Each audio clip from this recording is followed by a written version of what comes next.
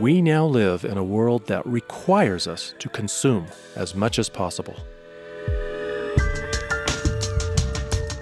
Every time there's a slightest glitch in the economy, what do the politicians get out there and say? Consume more, buy another refrigerator, get yourself 3 more Hummers. It's good for America when the consumer spends money. We ceased being citizens. We had become consumers.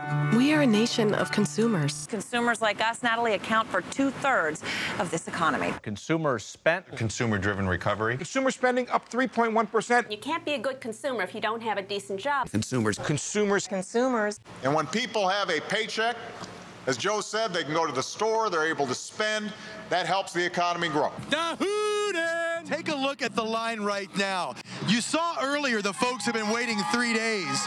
These are the folks who showed up last night and have been going nonstop ever since. We are, as I say, groomed from birth to become these consumers whose happiness is contingent on, stuff. That's the whole meaning of life, isn't it? Trying to find a place for your stuff.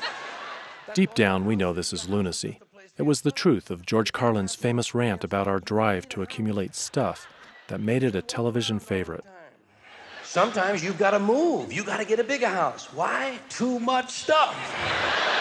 We've got a culture that's telling us that's what makes life worth living. I want it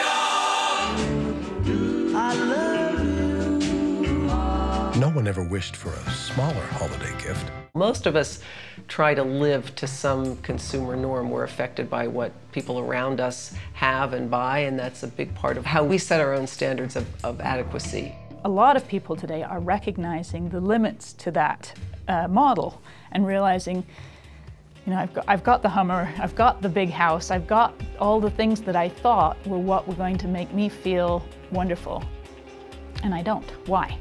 Reproducing that lifestyle is getting harder and harder for people. They have to work longer and longer hours to make it happen, or take on more and more debt to make it happen, so that the actual lives that we have inside those McMansions and those cars and so forth are getting more and more problematic.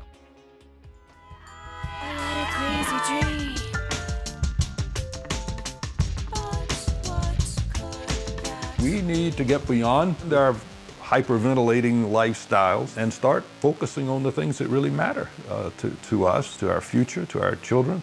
Often people will say, oh, if we need to become sustainable, we're going to have to give up all sorts of things. What did we give up to become consumers?